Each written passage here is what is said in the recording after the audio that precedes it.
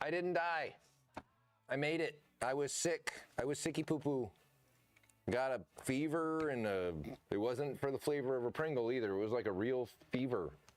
So I don't get sick very often. So it was kind of shitty. You can still probably hear it in my voice a little bit. I was at the track last Tuesday, and I have some track. I had set a new personal record in the Lab Rat in the 9923 RS, so that was great. 142.43, I think it was. It was 43. What's up, Oris? Welcome, welcome. So that was fun. And then the rest of the day, I was kind of slipping around on some spicy tires. What's up? Double episode, double rocks, double pour, baby. Had double track days since we saw you last, so we'll talk about that. We've had lots of updates, lots of stuff going on in the world, both outside of Dundon, inside Dundon, not related to Dundon, but why would you want to talk about that? That's no fun. We should talk about all the things Dundon. These are our new exhaust tips. They are titanium. They have Wysocki goodness in them with their little, it's hard to pick that. There we go. You guys can see that now. See all that printed in there?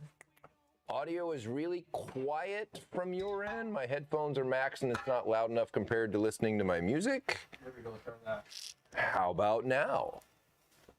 Can you hear me now? Give us a thumbs up if you can hear me now. Just getting to it. Just getting to you now, or before.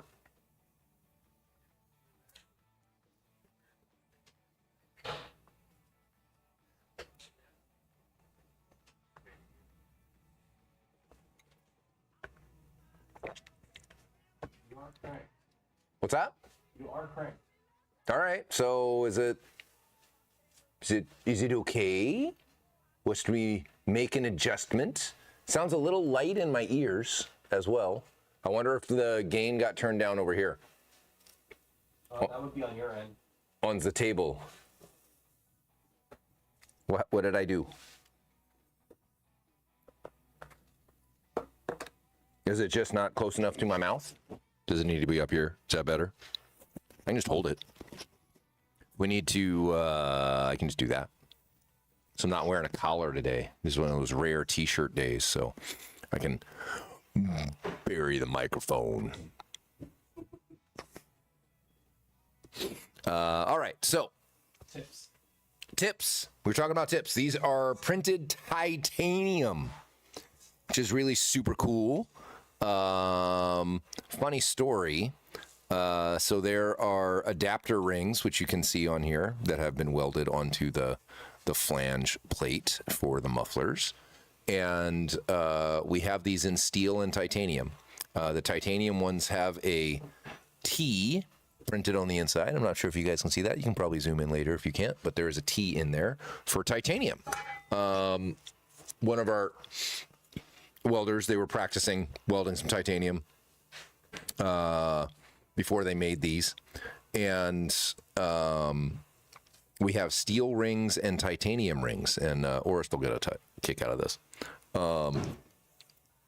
He's trying to lay down tacks between the two rings, trying to see if he could put them together. The assumption being that one was titanium and the other was also titanium. Come to find out, one was stainless steel and the other one was titanium. Those tacks don't like to stay on there. And he kept coming up and he's like, the tacks are popping. What the hell am I doing wrong? So Justin went down and Justin was able to actually lay tacks between titanium and steel that held. Which is pretty damn amazing because that shit shouldn't have worked. So anyway, they got it figured out. Which was pretty funny. And now we have some new tips. These are for our lifetime mufflers. This is can continuing to explore the capabilities of additive manufacturing with 3D printed metal. So these are polished, well, dissimilar metals, brother. Sometimes it's not advised. Generally speaking, it's not something that you should do on the regular. But you know, he tried. It seems Justin can. He can at least glue things together that might not want to stay together for very long. Speaking of, this wonderful desk mouse pad, which I don't know if we can, if you guys can see, you can kind of generally see it here, this giant picture. This is something that we're going to have on our website for sale. Justin is going to curate some images that work well for this. This is a big desk pad, mouse pad, keyboard pad.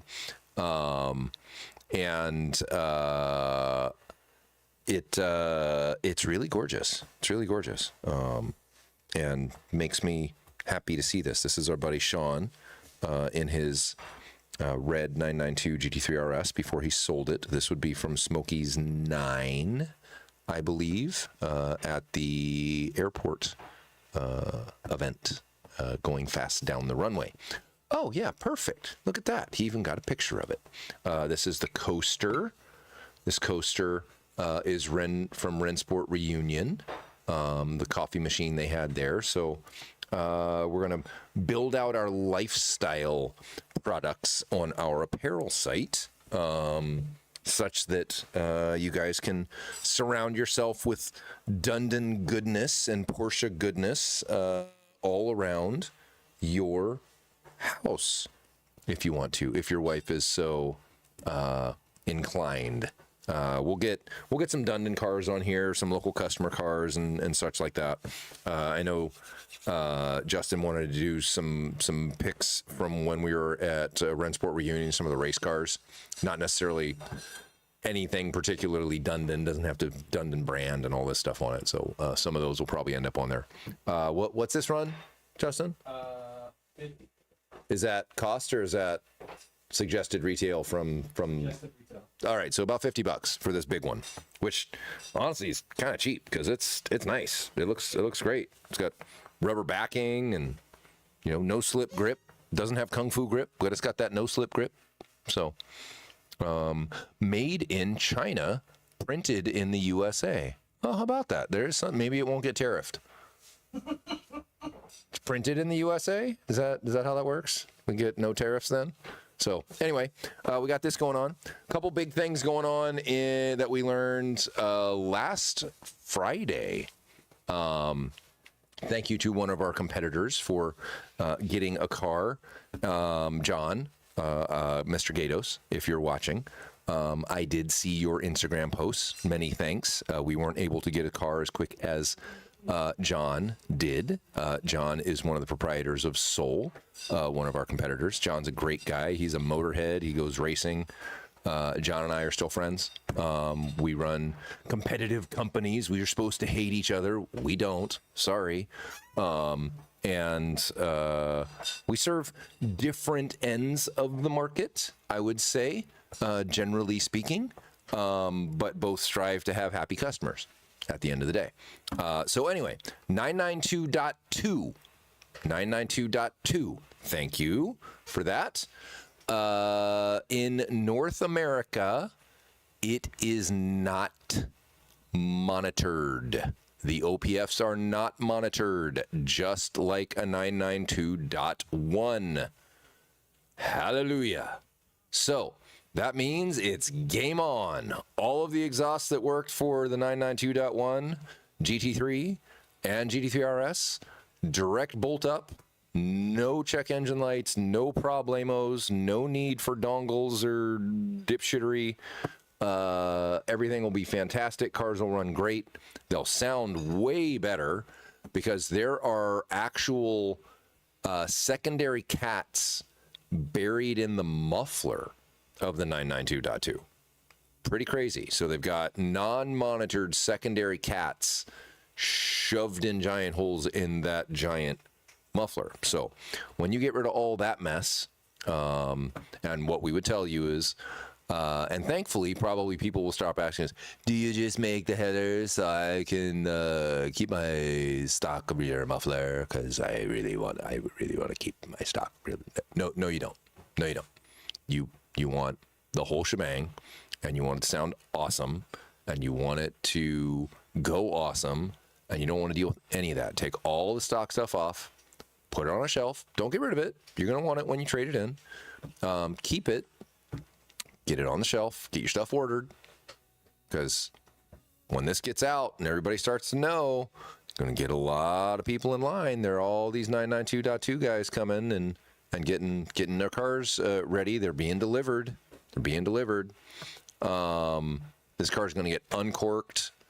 Just to help you guys remember, the 992.2, because of all this additional emissions equipment, it has the cams from the 992.1 GT3 RS. So that car does really well, is not as electronically governed, and it was up to, if I remember right, it was like 473, 474, 475, something like that, on our dyno bone stock, and then when we put headers on it, it got up to around 495. The 992.2 GT3 will not be as strong as the RS. They never allow that to happen. But without those restrictions, and assuming Porsche lets the car party, which is unlikely. They've probably got torque limiters and all this bit on the watching over you on Overwatch, ensuring that no one parties too hard. I would expect it to be on par with what the 992.1 was, which that car was about 445 wheel horsepower, so right on par with a 991.2 GT3, almost the same in the ballpark thereof. And then when we did headers on it, it was about 33 wheels, something like that. So it got it up to like 475, 480, somewhere there. I expect similar gains and ultimate performance on the 992.2 G3. It's possible that car stock comes in maybe a touch under a 992.1. That's what's purported both in the stock numbers, and it's probably going to be peakier with the cams from the RS. It's going to have not as much torque, and it's going to, I'm tracing off a dyno line here in front of me. Not that you got me, let me just move my finger around like you guys can see what the hell I'm doing. So it probably will still be down on torque, but it will make up for it in high RPM horsepower. So all the folks that have been asking, will the 992.1 GT3 headers work on a 992.2? The answer is now yes. Those of you who have our products on your 992.1 GT3, those will directly bolt onto your 992.2 if you're upgrading. Those of you who don't have our headers yet and have a 992.2, they will work right out of the box. We have a couple new selections. These will be coming soon to the website for lifetime mufflers. They would be upgraded tips. We are looking at doing potentially some tie mufflers with these tips, rolled 3D printed titanium tips.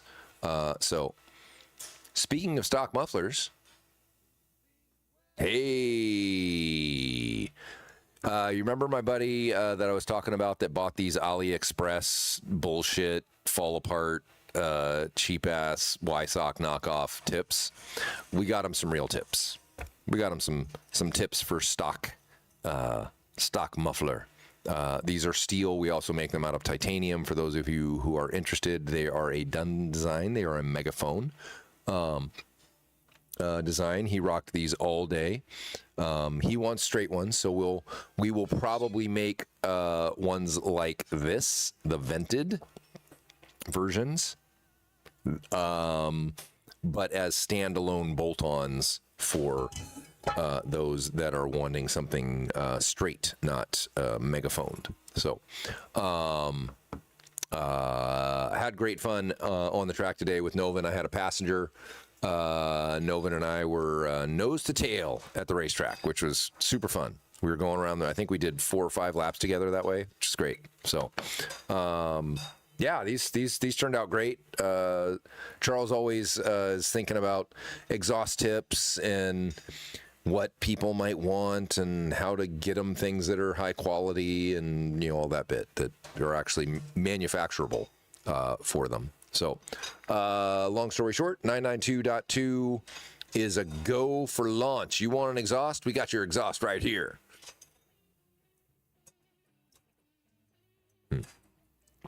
That's delicious. We got High West Double Rye in the glass or in the grass. I suppose there's grass, but it's not. Technically, it's on the grass. It's showing the picture with grass on it.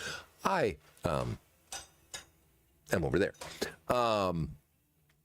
High West Double Rye, which does not taste like grass, and almost the last bit of that Croatian vermouth that I've been using. And speaking of, Jorge will be here next week, I believe. We'll probably have him on Whiskey Friday on Friday if he doesn't have to get to the airport. I think he's here over the weekend, so he should be fine. And some grapefruit bitters. So that's what's in the glass. I have not had a drink since I got sick last week. So yeah, that was shitty. No fun to be sick. Still got a little bit left over. So, hola, Mr. Ed. I said, missed you at the track today, brother. It's good fun track day. Although I got to say, it did not start out fun. We had a pretty hellacious conga line going. First session, had somebody in a bright yellow GT2 RS. Bless people where they self-assign. I'm in the advanced group. I am in a fast car. Okay, guy. Let's think about that for a second. We literally went out under yellow first 2 laps. So for those of you who are not track guys, first 2 laps in the morning are typically done under yellow. All yellow means is no passing. It doesn't mean do 30 miles an hour everywhere around the racetrack. No, you're trying to get the car warmed up. So no passing. I'm glad you're coming, brother. It'll be good to see you. So this guy was holding up 9 cars doing 70 miles an hour around the racetrack and not letting anyone pass him once we were even out of yellow. I'm like, I see. This is like when I used to golf and I would be a single and I'd roll up on a foursome of rotund fellas with their beers going. And I would ask to play through and they're like, well, we paid our greens fees just like everybody else. So we're going to take as long as we want. All right, brother, you do you. Have a good time. So, and this is exactly why we have open lapping days, brother. Absolutely. So, turtle alert, rolling chicane, it's coming. So, anyway, it was a great day. The guys at HOD after the first session, they fixed it. They took care of it. The whole rest of the sessions that we had were very low traffic, very great. Kudos to the boys at HOD for getting it done, and thank you as always for hosting a great track day. We had a wonderful time. We had some guests here at today's track day. We supported Dream Drives for Kids is Eric Peterson's charity. Eric is a wonderful connoisseur of cars. He's a big Avant supporter. He's down in Portland, And Eric asked us if we'd be interested in supporting his charity. I said, absolutely. What's something that your folks would be interested in, since not all of them own GT cars, so it's not like we can give them stuff like we do for Smokey's GT, which is a whole bunch of GT car owners. And so we kind of landed on, how about rides at the racetrack? That might be something that his folks that went to go donate to their fundraiser were interested in. And that's what we did. We gave, I think all in all today, it was it 8 people, 7 people rides? 8. So it was 8. A total of 8 went out with Ted and myself. I got to play second fiddle because Ted was driving the 9923 RS, but that's fine. I took Eric out in the car. It's kind of funny. Eric asked me, I thought this was pretty comical. I offered to take him out in the 991.1 GT3, and he asked me, he's like, "So are you fast? Do you know what you're doing?" I was like, "Well, why don't you ride with me and find out?" I've been doing this for a minute. He's been on track previously, and he was looking for his brake pedal in the passenger seat. So when you're in the passenger seat and you're like, your foot can't help yourself. When we were coming up to some of the braking zones, like turn 1. Turn 1 isn't really a braking zone. It's more like a head fake. You feel like you're running out of track and you got to make a turn. But all the other braking zones, he's like, we're gonna die. But he was fine. And then for the majority of the time that Eric was in the car, I was chasing Novin. So that was super fun. And then he kind of started to get into it. So he had a great time. Everybody else had a great time. I was worried about people getting sick, motion sick, people that are riding in cars on track.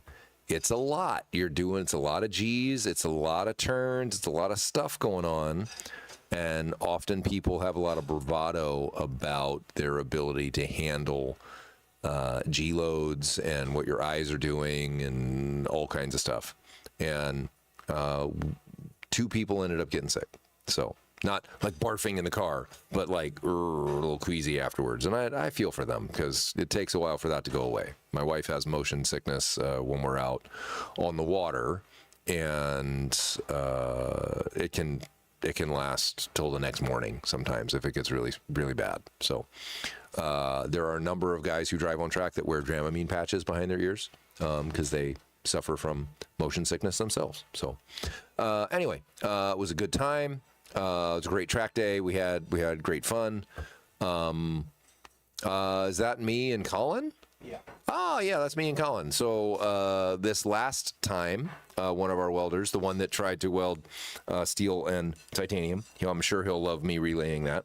Not his proudest moment, but he was like, "You handed me these." So anyway, he's got a good excuse. He's a great welder, good kid. He came with us to the track. He worked a bunch of extra hours so that he could come to the track with us. Porsche 911, welcome. We are not going to Monterey next week. Ted and I chatted about that, and I will come back to that. But we will try and make it again next year. We went to Rennsport and did a little bit of Monterey Car Week, but have never actually gone. So anyway, Colin came with us to the Ridge. This is his first time at speed in the car. Last time he was there, he did not get to go in the car for hot laps, so that was really cool to be able to take him out. And Ted was actually on vacation, so it was up to me to give hot laps. He had a blast. Doesn't look like it, but he had a blast. So I did set a personal best on that day, which I already told everyone, 142. So I am back within 3 seconds of the big man Ted in my own car, which is great. I'm 2.9 seconds behind him because I think his fastest on tires, on the way the car's set up now, is a 139.8 139. Yeah, it must be a 139.5 because something like that, or 139.6. I'm at a 142.4, I believe. So anyway, more to come with that. I continue to work on it. I was given coaching to Matt Connors and to Andy Capus today. We were trying to do some lead follow stuff. They made some big strides. This corner right here is one that's still in Matt's head a little bit. It's just a little bit of a corner. And if you look at the way the track's going, it looks like the car should go directly left, but it doesn't. This is our buddy Ed, who's on the chat.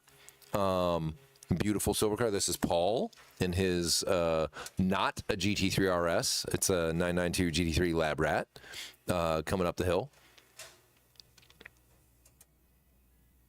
And that's me. I'm a Mario. I don't think that's what he says, but.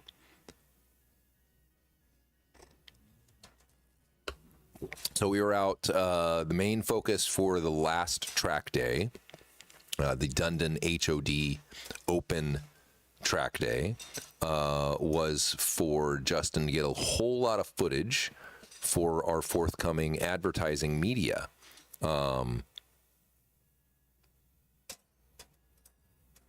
As a non-pro driver, how many hours laps you think it took you to get truly proficient on your home track? I wouldn't say I'm truly proficient yet. I'm pretty quick, but you can see how I just like clobbered and missed that apex. That was horrible. I was like 4 feet off of those cones. That's bad. So I would say I'm decent. And Justin, this gets back to, are you very well rehearsed in your dance steps on a racetrack, or are you driving the car? And that's like a giant difference. Ted and other really fast drivers drive the car and drive what the car will give them, trying to put it in the right places on the racetrack such that they can get to throttle as quickly as they can.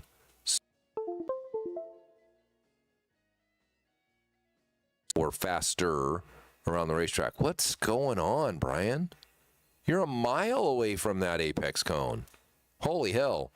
Yeah, 10,000 hours, I don't know if that applies. It's once you get it down, it's more about chunking it, in my opinion. So you can't eat the whole elephant in one bite, and any racetrack is too big to go after all of it. It's being comfortable in the car makes a huge difference, and we're going to talk about that a little bit. So we actually had 9 GT3 RSs at this track day. It ended up being like a GT3 RS track day, which was super cool. Who is that? That's one of the Canada boys, isn't it? Yeah. Okay. I was like, I don't think that's one of our local guys. So yeah, we had, was it 3 or 4 guys down from Canada in 9923 RSs, and then we had 5 of our local guys, including Ed and one of his buddies, me, Will and Karthik, some of our local Karthik's the new chief driving instructor for the PCA Pacific Northwest. Karthik's a great guy, very fast driver, very intimidating because he's quiet and kind of tall. So you don't want to have to have a long conversation with Karthik. But anyway, he's also really, really nice. He's not an asshole. That's not what I'm getting at. So sorry, Karthik, if that's what you heard. That isn't what I said. But we had a great time. We have another track day on 8/27. There's Karthik. Speaking of, using all the racetrack like the CDI should, getting it done. I think he missed Apex on 9 too. Yes, Justin finds a good spot. He always finds a good spot. Now we're looking at the sky. Oh, he needed some pictures of the sky coming down to a car going fast. Got it. Anyway, and that is Mr. Walters' GT2 RS, which he no longer owns. They actually can't say never been tracked now, so because it has been. Hopefully, he is not the folks he traded that car in on is not chagrin because we just showed it on track. We'll try and get a Walters Brothers Whiskey Friday at some point because man, Chris is getting a whole lot of hardware as of late. He just bought himself a Signal Orange Carrera GT from Grand Rahal, which is really cool. That's very, very, very cool. So anyway, what's coming up next? So we have another Dundon Hooked on Driving Open Track Day coming up on 8/27. That is a Tuesday? Wednesday. Pardon me. That is going to be something a bit special. Currently, we only have 5 folks signed up. We have convinced Jed, local 4RS owner, that bought the car with the full Manthey upgrade package. I say Manthey because that's what it spells. It's probably Manti. I don't speak German, so get over it. And our buddy John McClellan, who was one of the first local lab rats that was not a Dundon lab rat. See if we can't have a little shootout. Not on the Nürburgring. We'll get to that drama here in a minute. But on our local track, on fresh tires. So we can't get Supercar 3Rs, which would be our druthers. So we're going to do non-Kong CRSs, which are widely used in Porsche circles. It's a great tire. It's not the fastest tire, but it's a consistent tire. And we can put both cars on it. It's also available in all the sizes that we need. So Jed's car is on 19-inch wheels. The Manthey car. Do you have a picture of Jed's car? Silver Manthey GT4 RS.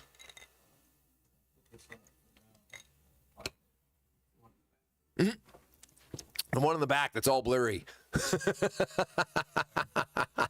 Even the camera's biased at Dundon Motorsports. It's crazy.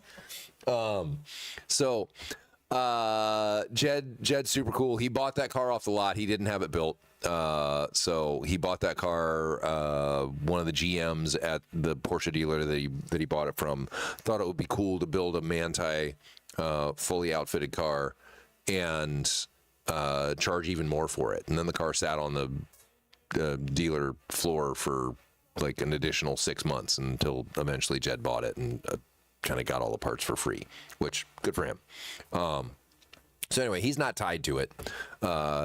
He's fine with, for science, going and illustrating the differences on our home track, which is great.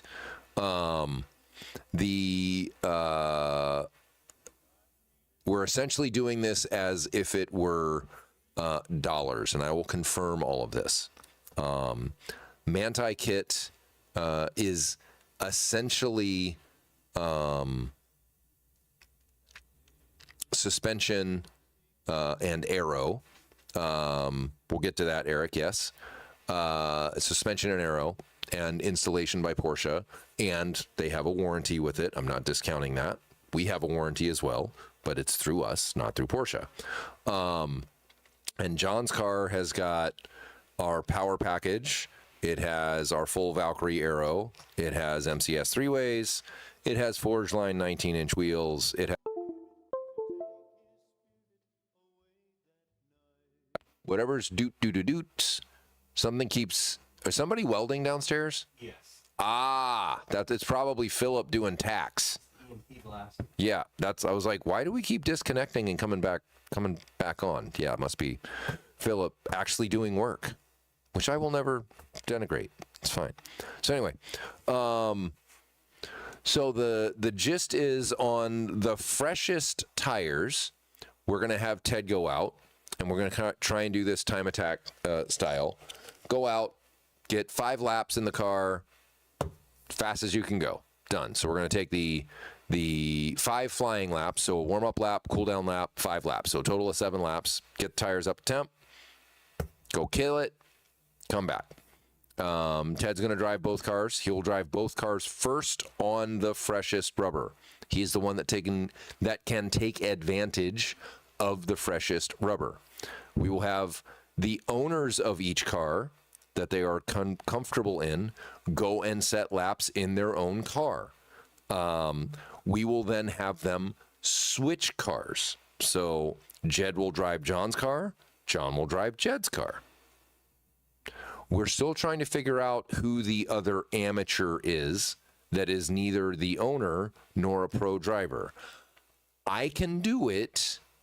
I am concerned about the perceived bias that I will have for our own parts. So I may ask Paul Blake, who is proprietor of HOD, to drive both cars. I may have, okay, that wasn't you, Philip. Maybe Ed can drive both cars if Ed's coming, which would be great. That's perfect because Ed's a Dundon homie, but he'll tell me when our shit stinks, which is great, and I appreciate that. So, actually, Ed, I think you're perfect. You're perfect to do this because you've driven our old blue car, so you know what to expect from John's car.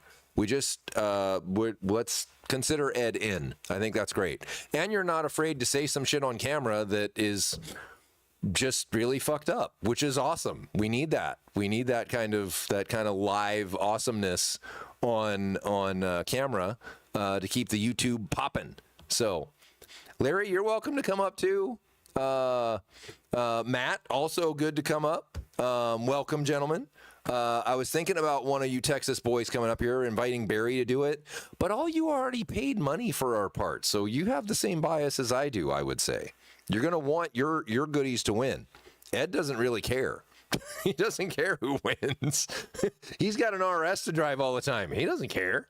So I was also thinking potentially Novin. I'm not sure if he can make it or not, because Novin's driven. He's driving an essentially stock 4RS now. It is the 27th. Yes, Larry. If you wanted to make a special trip up here, I'm sure that John and company would be happy to add you to the insurance because I'm paying for the tires. I'm paying for the tires. I'm paying for the fires, so to speak. I'll use the word the more the merrier, but I am volunteering cars that I do not own to be driven by friends of mine. So take that with a grain of salt if that ends up happening. I think that'll make for a good comparison. Same tires, all of them on 19-inch, and Jed asked a good question that the aero discs that come on his car that are kind of iconic on MR cars only work on the 20-inch wheels. So he was like, do I put the 20s on the back and the 19s on the front? What do I do? And I was like, that's going to make it kind of weird. Your setup's going to be weird. So Jed's car isn't 100% an MR car. So it has had AR Motorsports do a setup on it. They did, I'll use the word vanilla kind of track setup on the car, and Jed and I were talking about it. There's some knob twisting that we could do on the KWs, and after Ted drives it, you wouldn't snag Ed's seat. Ed's going to drive them either way as long as I get the two owners' approval, and I'm sure they'll be fine with it because Ed has a driver's license and can be put on people's track insurance the same as anybody else. And he's not a dipshit on track. He knows what he's doing, so I'm not worried about that. And I say dipshit as a term of endearment. It's like it's like a yeah. Anyway, as in not a. So it's about as fair as we can make it. I don't expect there to be big traffic issues on that day, as long as the weather doesn't cook us.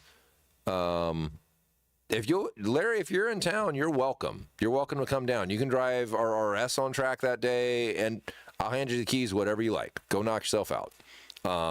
So you can drive the white car. That'll be there. Yeah, dude, you don't have to run on your track insurance. These boys have track insurance. That was one of the first things I asked. So John and Jed have track insurance. And it's just like mine. They just got to get your driver's license and add you to it, and it's like they're driving the car. So no sweat. No sweat. So I think that'll be great. That'll be great. And very excited for this. We're getting things together. After the event, maybe one of the follow-ups that we'll do is Dundon tweaks a Manthey car. That might be an interesting video follow-up. What do we do with this car and the car's owner so that Fox 1, totally right. So we're going to be here till 8:30. Is that the plan? Hopefully not, because I do want to eat at some point. I didn't eat very much today. So we'll get all this together. We can have some follow-ups. Jed's in Portland, but we can get all of that dialed in as we get a little closer. I've told them, and Mr. McClellan, if you are watching this, go ahead and order your own tires. I'll send you a text message after this anyway.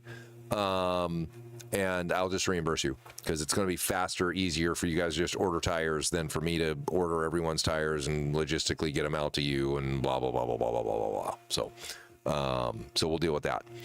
What do we got? So, oh yes, let's talk about that. Thumbnail grab Dundon fixes MR. Yeah, that'll be. I'm gonna end up getting my ass in trouble, which is funny. We'll force a dinner for you. Or they're gonna be for sure to invite us to the next Rensport Circle Porsche dinner to keep their eyeball clearly upon us. What the fuck are you doing, American piece of dung? So let's talk about this here in a minute. This has been, I guess, all over the internets. People all up in arms about Nürburgring lap times. So I have my own heartburn with Nürburgring lap times after we went to the Nürburgring and we had a great driver, Marcel Fossler, multiple 24-hour of Daytona winner. He knows what he's doing. He's really fast in a car.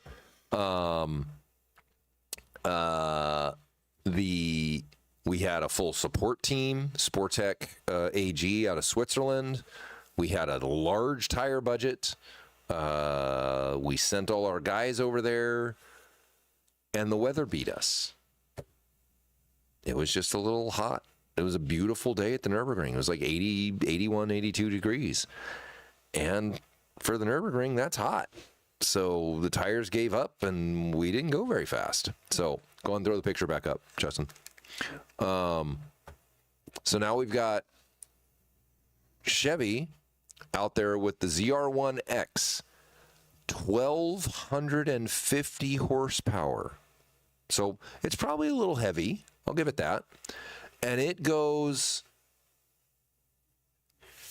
0.05 faster than the stock GT3 RS? Really? That's all it can muster with 700 more horsepower than a GT3 RS. And I know I'm all for Porsche winning, but here's the takeaway, and this is kind of where guys landed. What is it? Christian Ebhardt? What's the dude's name from the magazine that drives all of the cars on the Nürburgring themselves? Oh, yeah. Justin, that guy. So what's Sport Auto or something, Auto Sport or something like that. So there's a German magazine that they have their own driver, and they set their own Nürburgring lap times for all of the cars, including the Porsches that Porsche puts a lap time in. Their drivers can't get within 10 seconds of Porsche's lap times with a Porsche driver in them. They can get closer on other people's, but they can't get within 10 seconds of, and it's not just Porsche. I don't want to pick on just Porsche. It's Mercedes. It's all of the German marquee brands and their big bad supercars. So that begins to beg the question, the professional race car drivers that are driving the cars, are they 10 seconds faster at the Nürburgring? I think that's not an unreasonable assertion that they probably are 10 seconds faster at the Nürburgring, because Nürburgrings, will just use round numbers, what is that? Why am I blanking? So a 7-minute lap, so 560 seconds, right? 7 times 6. Did I do that math right? God, I'm like, really? No. 420 seconds. There we go. Yeah. 420 seconds. Wow, that was a big brain lock for an end. I was like, numbers have left me. My world is crumbling. What do I do? So 420 seconds. And if they're 10 seconds faster, that's like 2%, 2.5% faster than a mere mortal or an engineer. Great. That seems not unreasonable, because I think he's a little less than 2.5% faster than me at the Ridge. So we can do that math. I'm a 142, so yeah, 102. Yeah, 2.5%. Seems about right. He's about 3 seconds faster than me, so I'll buy that. So 10 seconds at the Nürburgring is 2.5 seconds at normal track. Ted is that fast. He is a pro driver. It is possible. Here's the rub. So is that indicative of a car's performance? Or is this slanted in the Germans' favor because they get the pick of the litter for days, they get the pick of the litter for tires, they get the pick of the litter for conditions? They have the Nürburgring specialists that are young men with super great, razor sharp, super fast reflexes to drive their cars. Is this something we should care about to the extent that we do? So, I don't know the answer, but after our own experience with going to the Nürburgring, I don't care what a car's Nürburgring time is. Don't care. It has no sway on me whatsoever. The GT4 RS, when we drove it stock on our track, and yes, Larry, I'm going to pick on your car for a second, it was bad. I will use the word, it was not playful.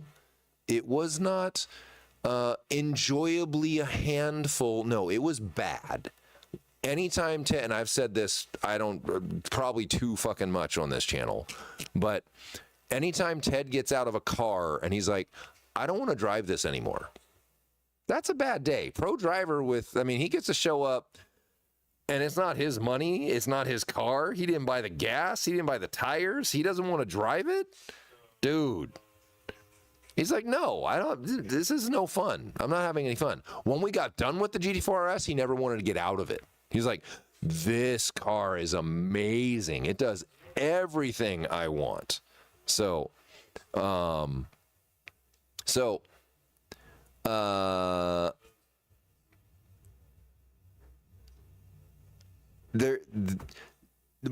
doesn't need to, Jack. It doesn't say. They can own the Nürburgring with a naturally aspirated GT3 RS. They did. They're already faster. Yeah, MR car is probably gonna wipe that number. Yeah, and the MR car won it. So what's funny is it hasn't yet, and they've had lots of opportunity. Well, that's curious. They're already selling these packages, but there isn't an actual official GT3 MR number, or GT3 RS MR number from the Nürburgring. Well, why? What? It's not going fast enough to warrant how much you charge for all those parts? And I'll say it this way. I don't think any of the buyers of that package give a shit. It's even more exclusive. They may as well throw in a Birkin bag with it, with a GT3 RS MR. Then their wives would want them to get the GT3 RS MR package because they have an exclusive Aramis Birkin bag to go with it. It's about the exclusivity is why those parts sell. It isn't because of the efficacy. We sell on efficacy. I mean, it does make the cars exclusive, but nobody gives a shit if you have a lab rat or you don't. It doesn't have that I'm aware of. I mean, if that's the case, that's awesome, but not that I'm aware of. We don't have the panache. Oh, you have the Dundon, as they would say in the Middle East back in the day. You have the Dundon. I see you. I know what you're about because you have the Dundon. This is, of course, when they were doing just exhausts and the like. So anyway,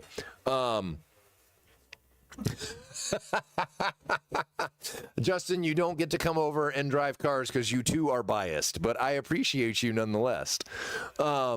So that's happening, and no shade. Manti uncorked without having to answer to accountants and marketing people and positioning of products and all this bit, they'd kick our ass. I know that. They have way more resources than we do. But while they have chained their junkyard dog, we sure as shit are going to try and take as much advantage of that as we can for as long as we can. And the ethos at Dundon is make it as fast as it can go, not make it as fast as the people that bought it will be happy with, so that they're not, so that the people that bought the other more expensive car aren't threatened by the people that bought the parts for the lesser car, such that they will still want to strive to get the more expensive car from us so we can keep selling cars. Porsche's job is to sell cars. Manti's job is to make those cars more exclusive. None of them actually want to sell parts. We want to sell parts. I'm happy selling parts. Suspension parts, alignment parts. You want to buy track bag from me? I love that. You want to buy some merch? Man, I'll sell you bobby pins with Dundons on it if that's what you want. Just let me know. I can make some Dundon whiskey, whatever you need to help you out. I'm a capitalist at heart. I want to find efficiencies and value in the marketplace, ideally. If we can create value in the marketplace, that's great. Let's talk a little bit about value in the marketplace. For all of you, including Larry, this would be near and dear to your heart. So we had a 718 GT4 in here. It was here when we went to the track the week before when I was sick. It left while I was sick. It's a local customer named Sean. We installed a muffler. We documented the headers and the muffler on the 718 GT4. Charles had a little trick up his sleeve during that time.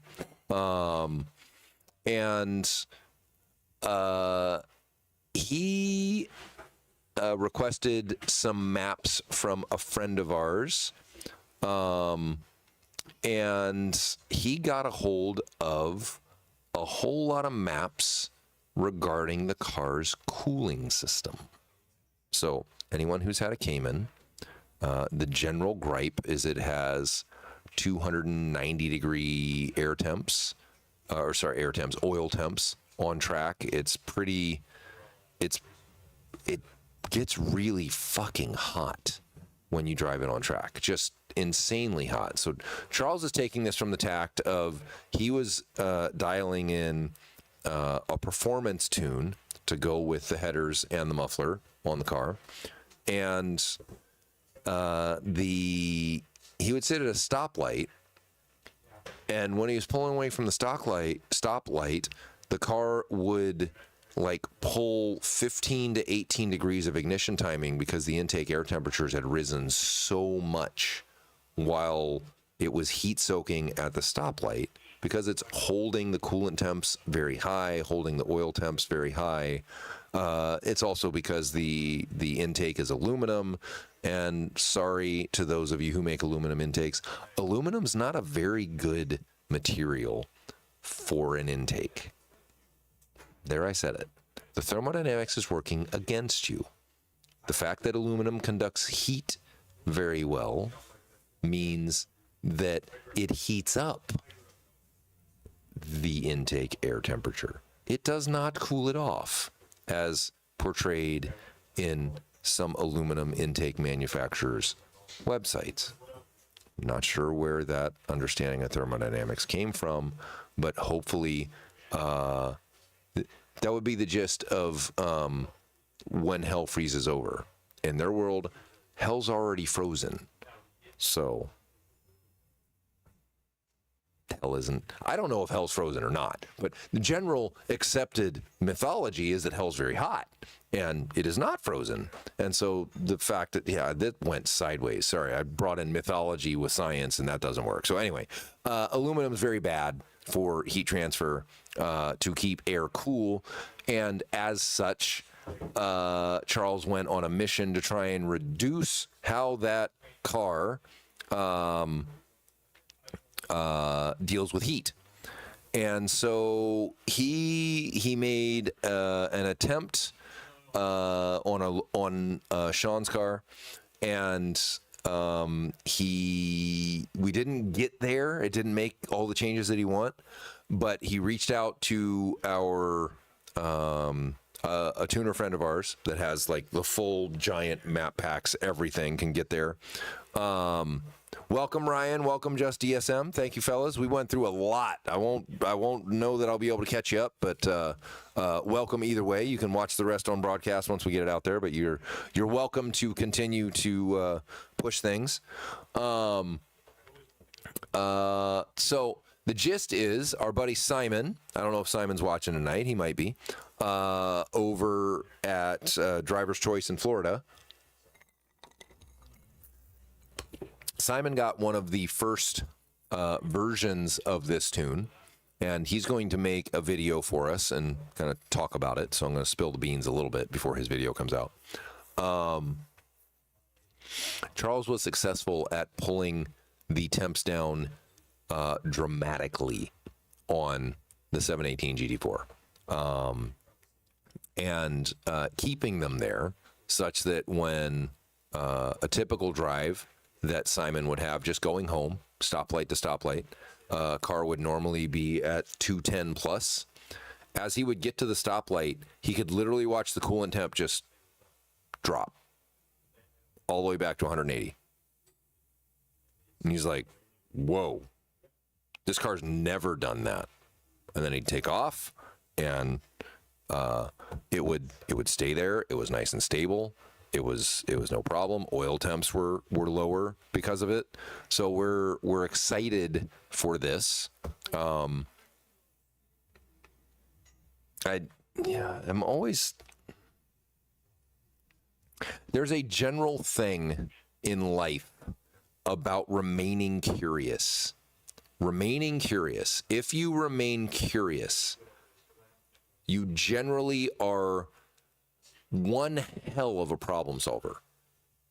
Just because you are asking questions that others have accepted as unchangeable paradigms, if you will, just saying, why is this so? This makes no sense. This should be able to be changed. allows for any number of outcomes from that question. It's funny. We had this. We're working on a truck. I'll share this. And I was asking our team. We have a couple engineering interns here for the summer. Kieran is one. Wyatt wants to be an engineer. He's a little bit behind Kieran in school, but he's in pre-engineering. And so I've asked them to help make our transporter, our big red truck, come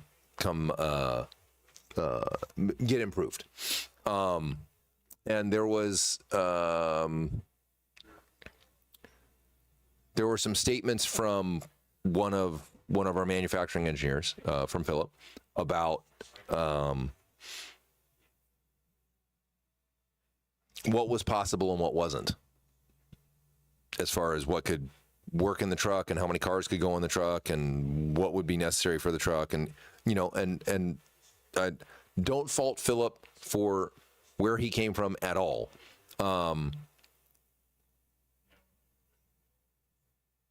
Yes. Make it out of plastic. Oh, you're catching him up? Yeah. Thank you. So the gist of it is this, without diving too down in the weeds. How you define the problem and the boundary conditions you place upon the solution set for that problem will dictate the answers. That will dictate the solutions. So if you say, I want to take the problem is I would like to take my wife out and surprise her. And we can only be gone for an hour. And it can only take $5. Well, you're probably getting her like a cheeseburger at McDonald's. Hopefully she's happy. If you change the boundary conditions and you change the problem statement, I would like to surprise my wife with a whirlwind vacation, $100,000 trip to Europe.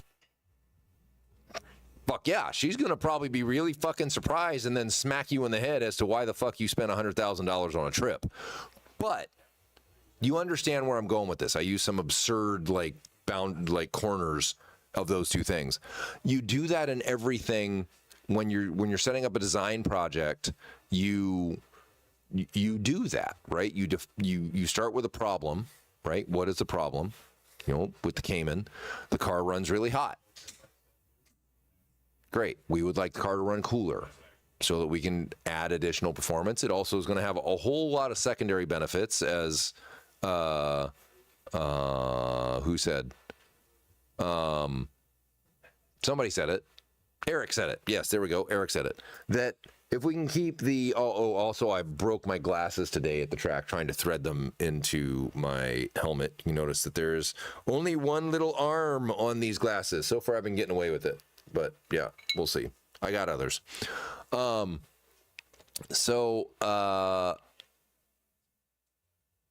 to reduce the temps. And it's an electronic thermostat, which means that it can, squirrel, woo, what's going on? The car could run cooler because it's not on thermal overrun. It doesn't just like start to overheat and like limp mode and have a problem. It's trying to run that hot, which means it could be run cooler. And he just started asking questions. He's curious. I would say that's probably the number one thing that ties Charles and I together. That we are 100% from the same tribe. We are both eternally curious. Nylon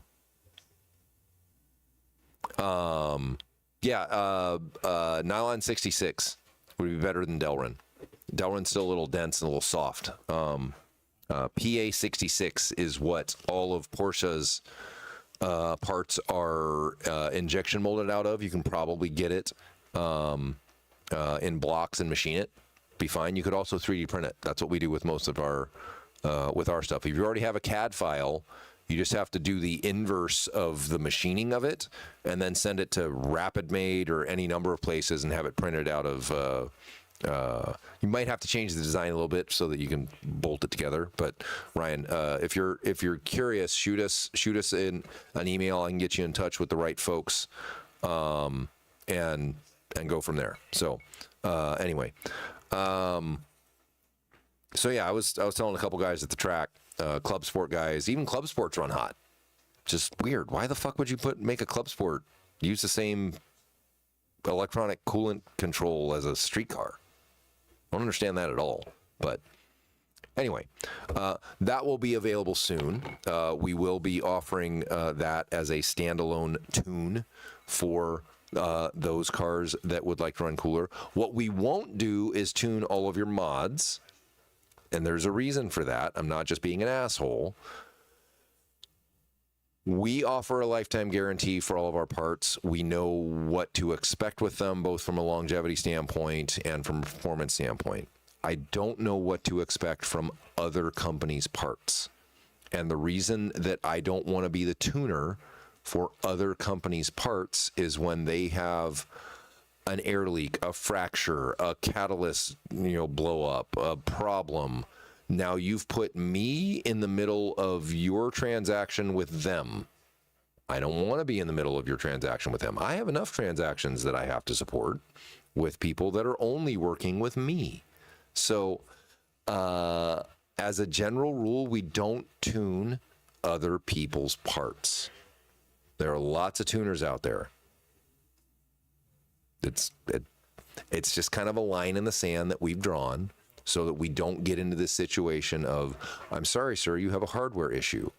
Yeah, we have tunes for the 997, brother. Don't worry about that. You're gonna have all our parts. We got a Labor Day sale. We got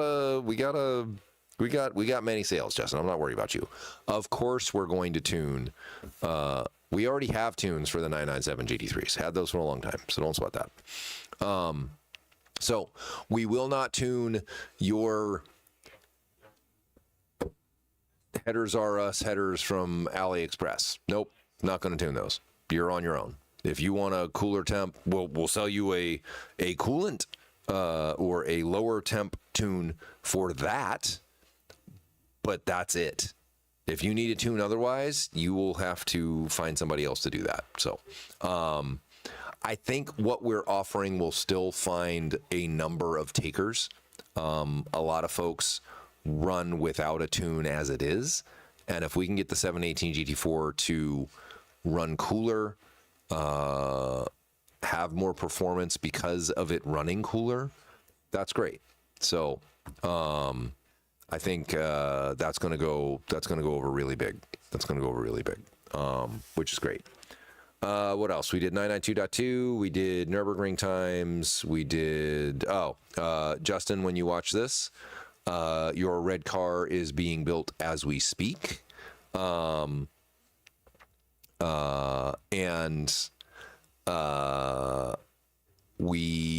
We're running into a couple little niggly things. Charles is working through them, like putting canisters in your car is posing a bit more challenging than we expected, but he's working through it.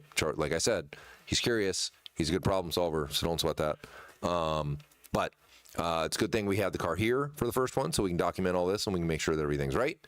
And more updates in the next week. So once we have all that ready to go, we will keep you updated. Charles was hoping to have most of the installation done so we could drive it home this weekend. The installation's taking a little longer. That's how it goes when you're doing the first one. So don't sweat it. For those of you who have been waiting for these parts to be available, we will be building a pile of them next week, both 991 and 992. We are planning on having a Labor Day sale.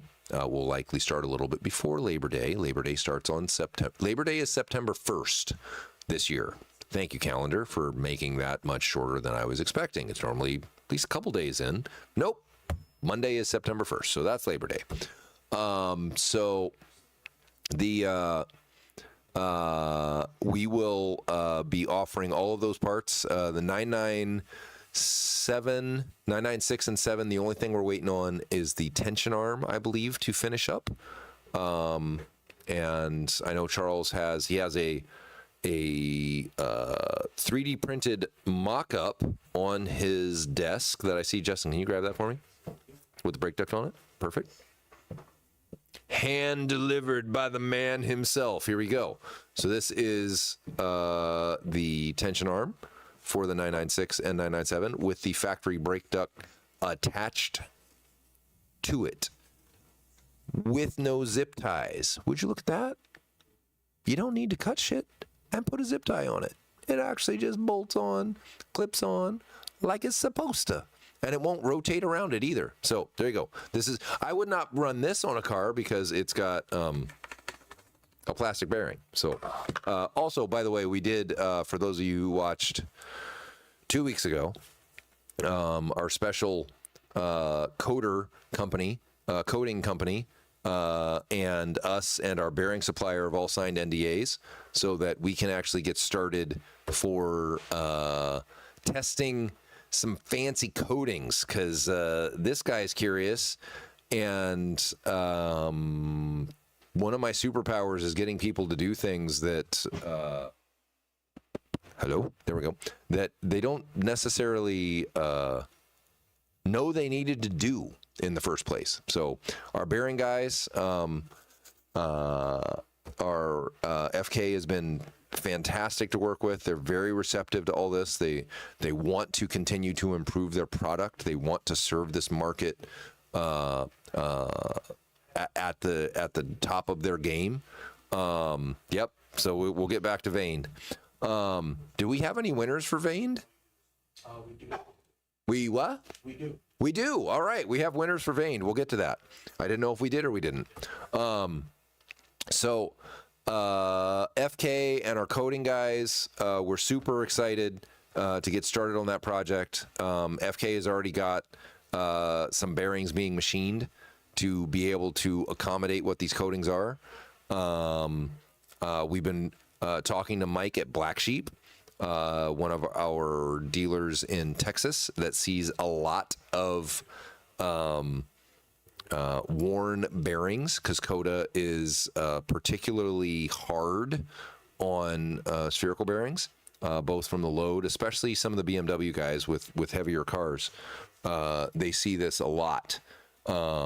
So we're excited to get this kicked off. I think it'll happen in the next 6 weeks, 6 to 8 weeks. We should probably have some goodies to play with. And get them in the hands of the boys with Larry and team down there, and see where we go. We'll try some. We'll send some down there. It should be awesome. On the MCS front, we are broadening our horizons. We're putting a big hug on everybody. So these are not pictures of the one-way dampers. These are all three-way dampers, which is great. We're going to be offering kind of two flavors as we branch into non-GT cars. Generally, GT cars I would keep on a three-way damper.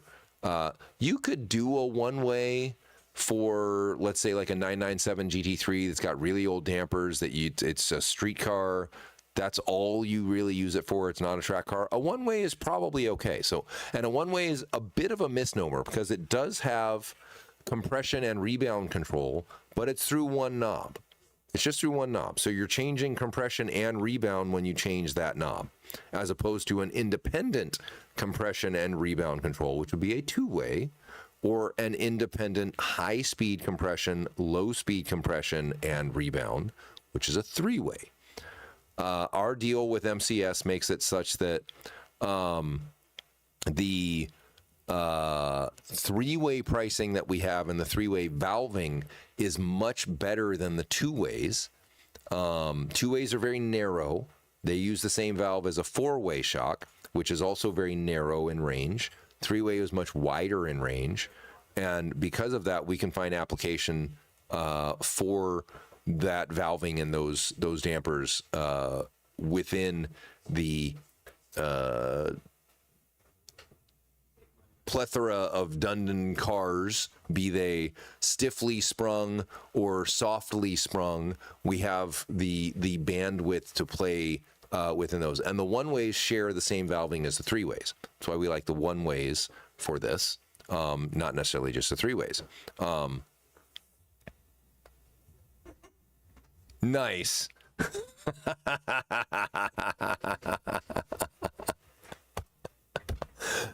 That's pretty funny, Justin. My wife will not be okay with me getting something called a three-way. That's like the special massage menu at your local massage parlor. It's interesting they're not called parlors anymore. They're called salons. I wonder who did that. So, I agree with you, just DSM. The one ways with the Carrera guys are going to go over really well. No canisters to mount. Even 991 Carreras are 10 years old, 13 years old at this point, so their shit's worn. And I want you guys to pay attention. When we release a kit, it is 100% complete, bolt-in ready. When we've been doing some market analysis, what we found is a lot of the parts that are out there on the market currently are not complete. They don't include top hats, or they don't include PASM deletes, or they don't include springs, or they don't include this, or they don't include that. And so it's really important when you're looking at the pricing that we're bringing these out for, which is fantastic for a motorsports damper, that it's a complete package, and it includes our upper top mounts, which are going to be performance oriented, and camber mounts, not just residual stocks. They're going to have spherical bearings. They're not going to be rubber.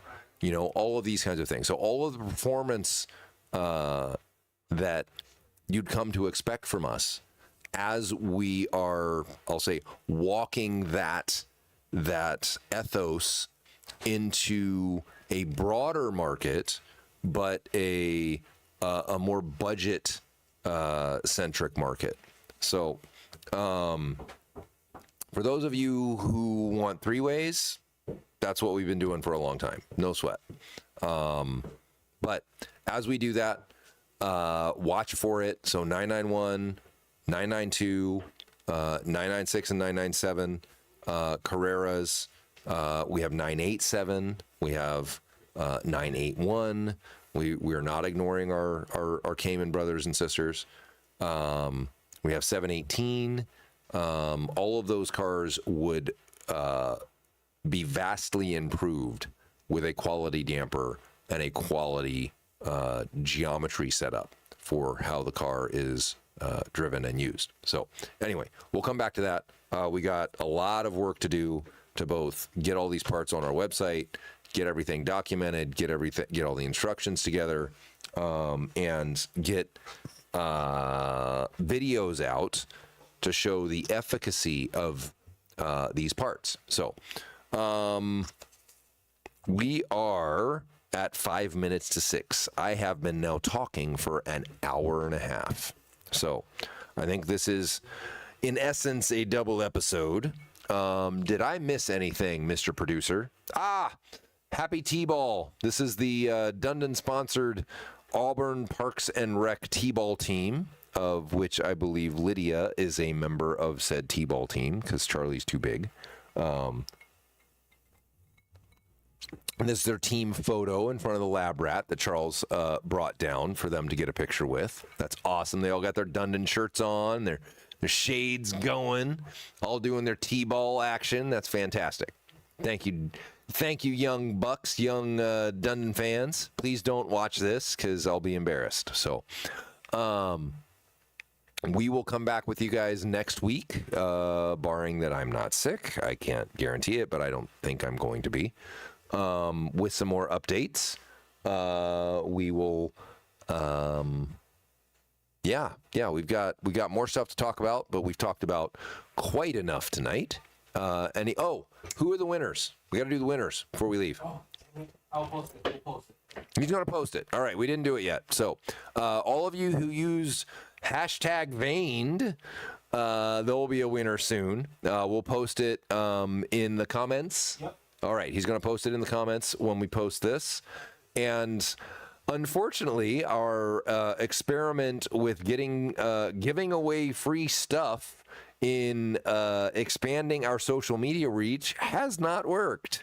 So, all of you who haven't been a winner, We're gonna wait till we refresh our store. we're going to refresh the store, and we're going to try a different tact. So we'll see if that can work for us. We are putting together a really awesome digital asset management system, which will help us with socials, which has been a long-standing issue. Justin takes gorgeous pictures. None of us have enough hours in the day to give social media the amount of energy that it requires for it to be cared for and fed appropriately, even when you do have a lot of great pictures and media and videos and the like, and great customers that tag you in their videos and the like. It still requires a lot of effort. So we're taking another look at how we engage in our socials, what we do with our assets, and how we might deploy them in a more efficient and effective manner, like we generally try and do with everything. Heavy sigh. So anyway, anyone who has any help, and it is not a social media management company, they are not help. They are just people that reach in your pocket and then look at your watch and tell you what time it is. They've never made it better. But anybody else who is running a small business's social media campaigns with great success, I am all ears. Please tell me your secrets, because I would love to deploy them. And with that, I will bid all of you adieu until next time. Be looking out for our Labor Day sale. Those of you guys have been waiting for some goodies coming up soon. We're going to have, give you a little prelude. Actually, I'm not telling you shit. Ha. You'll have to wait for the announcement. There will be some, I'll use the word standard percentages off. There'll be some extra percentages off on a few things. So look forward to helping you all spend your end of summer monies before things get back to business. And Larry and boys from Texas, if you would like to come up and join us in our 4RS shootout and be a guest driver, you are welcome. You are absolutely welcome. Ed, I'll be in touch with particulars with you being our guest amateur driver for both cars, which I think is great. So yeah, excited for that. If you are interested in coming to our track day on 8/27 with Hooked on Driving, you are welcome. If you are competent, heads up, and I or one of the people that I have driven with, and it's been many people over a long time period, knows you. If I don't know you and you're calling me from Zimbabwe, you want to ship your car over here, it's probably not a great idea. Let's not do that. But if you are one of the guys that I know, like I've driven on track with Larry, I trust him implicitly. I know he's not going to do stupid shit. And I would hand him the keys of my car once I've gotten his license and put him on my track insurance, because that's just prudent. I hand him the keys of my car tomorrow. No problem. He can drive my car. It's great. I let lots of people drive my car.